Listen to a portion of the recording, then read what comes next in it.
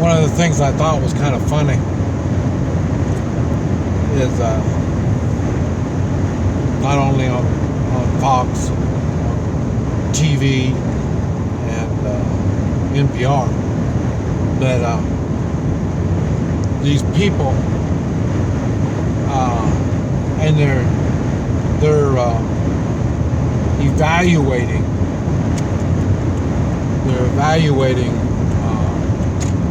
the goings on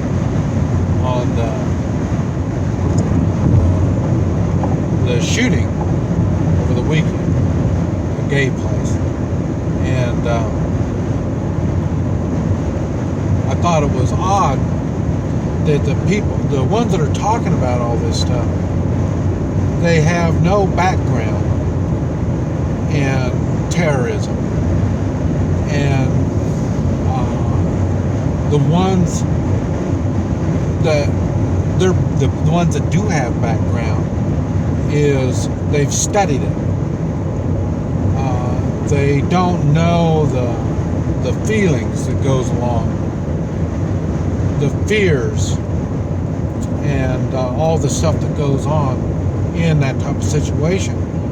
And they're talking as if they're experts. They know and understand what's going on, and they're trying to explain how I call it. Well, I call it. These are what it is. We have sheep. We have sheep, and they are the weak. They're the weak among us, and these weak people, they want to tell the wolves, the strong ones among us, they want to tell them what to do, like they know something, and they're so damn scared, they're so damn weak. I would say most of them don't even carry a gun. They are that weak. They won't even take personal responsibility for themselves, but they want to tell others how to do it. In other words, that they're trying to tell the police departments. They tell them how they can catch bad guys, but how they can be responsible for my life. I'm the sheep, and I want you to be responsible for my life. And here, I want to tell you how to do it. You know what I mean? It's so silly. They're thinking, like, what could they possibly say that would be helpful in extreme conditions? I mean, this an example.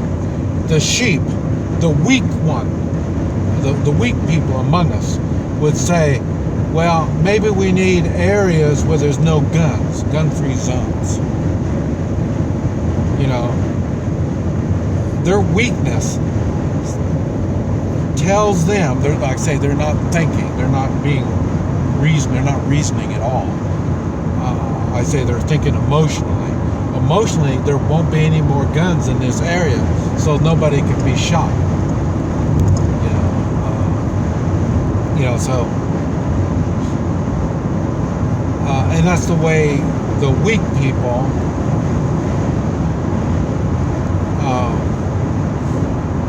I hate to even say the word think, because they're not thinking.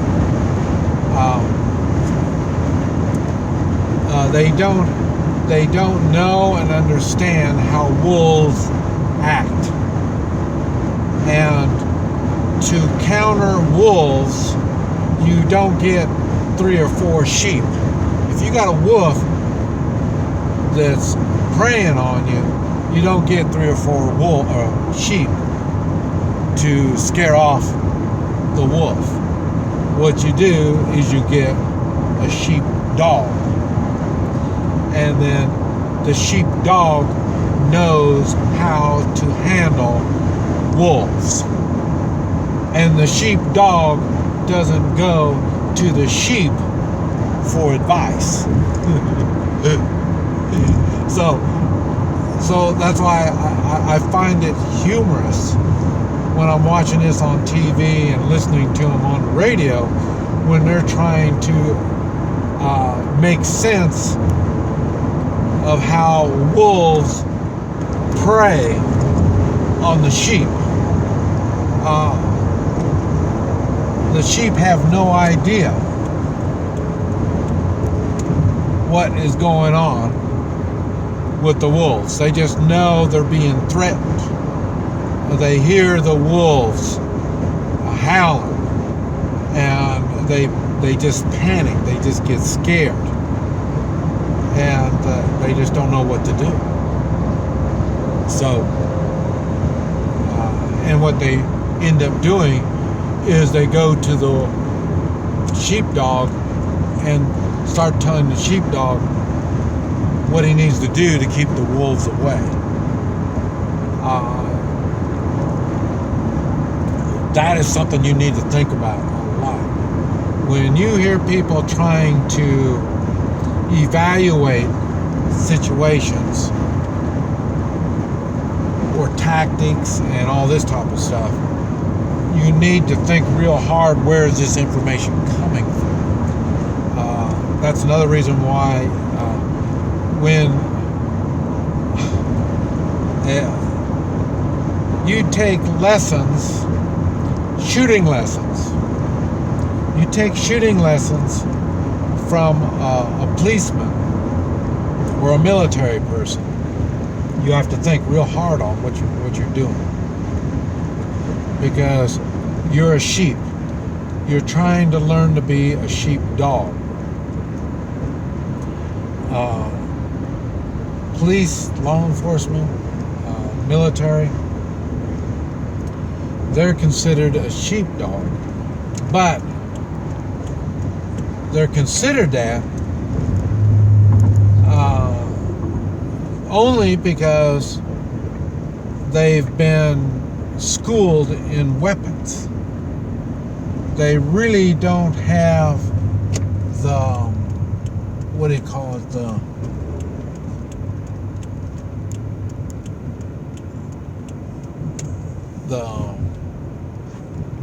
the sheepdog inside of them. They've learned the tactics of the sheepdog, and they've got rules that they go by.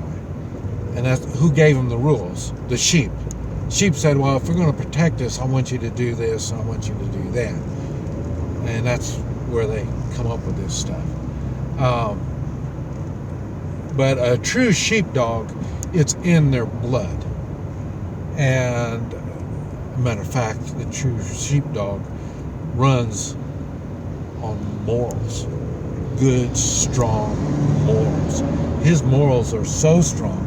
That's why he can take weapons and get maximum use out of these weapons.